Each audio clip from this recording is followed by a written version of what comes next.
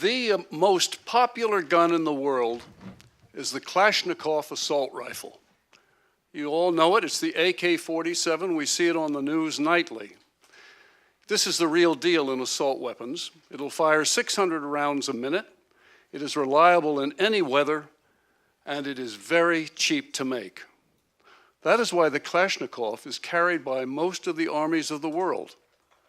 It is also the weapon of choice for the world's bad guys. Now on the Kalashnikov, on the receiver group, right side above the trigger, there's the selector switch. It has 3 positions. Top is safe, middle is full automatic, and down is single shot. As the switch moves from position to position, it makes a distinct metal click. Caroline and I and our daughters, age 5 and 1.5, are asleep on mattresses on a concrete floor. We're in a concrete room. The room is in a quadrangle of a boys' boarding school.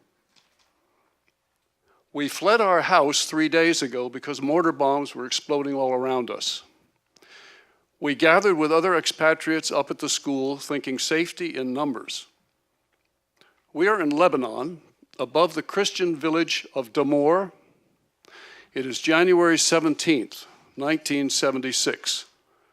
It is a cold night. It's 2 a.m. in the morning. Caroline and I hear rustling out in the courtyard. It wakes us up. Then we hear knocking on one of the doors, followed by silence. Knocking on another door a little closer. Still silence. Caroline whispers to me, "They're here."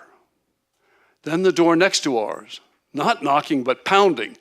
Silence. And then our door, bam, bam, the whole door shakes on the hinges. Caroline says, "You've got to get up. We have to answer the door. You must get up." So with my heart in my throat and my chest pounding, I got up and opened the door. That's when I heard the clicks.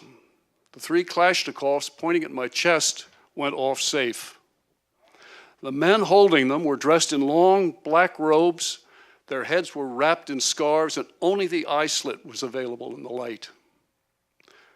The Palestinian Liberation Army had come to attack and destroy Damour.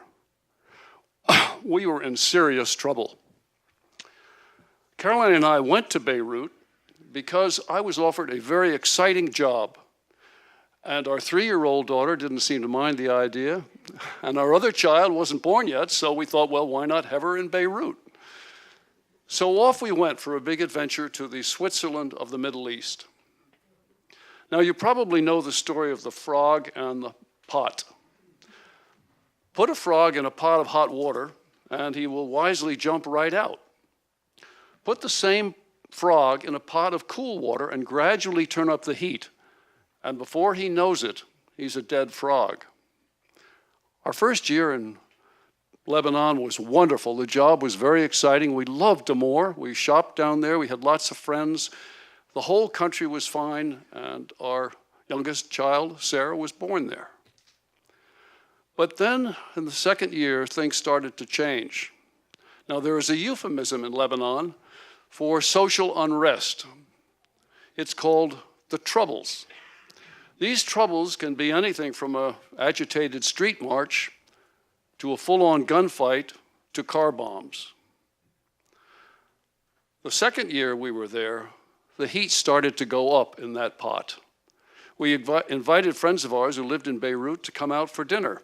Now that's a 15-mile drive on a single road between Damour and Beirut.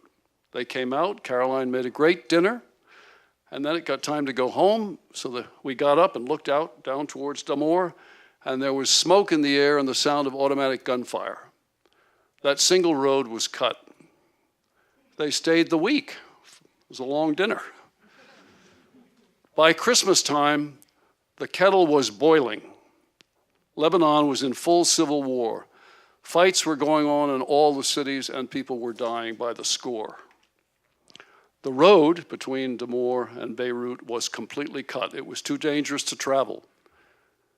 We were trapped.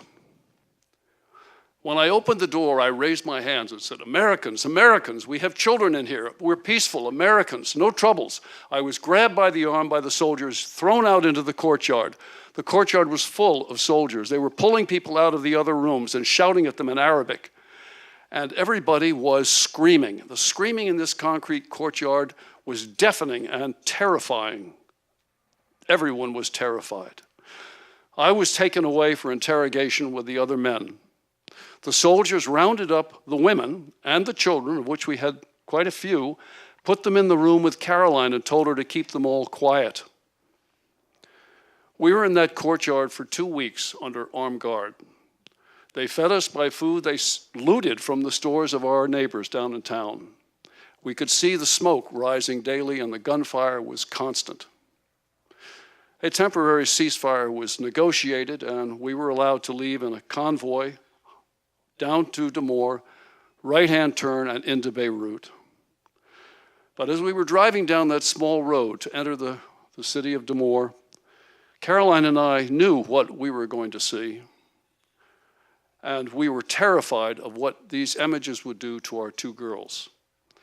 Well, as we got down to the bottom of the road and made the right-hand turn to the main street of Damore, our eldest daughter said, "Mommy, I don't see anything," and fell sound asleep. So did the other girl. They slept all the way into Beirut. They did not see the bodies hanging from the lampposts, the bodies and dismembered limbs in the streets, the buildings burned down, the stores we shopped in destroyed. They had none of those images in their mind. We surely had a guardian angel looking over us. This story could have had a very different ending.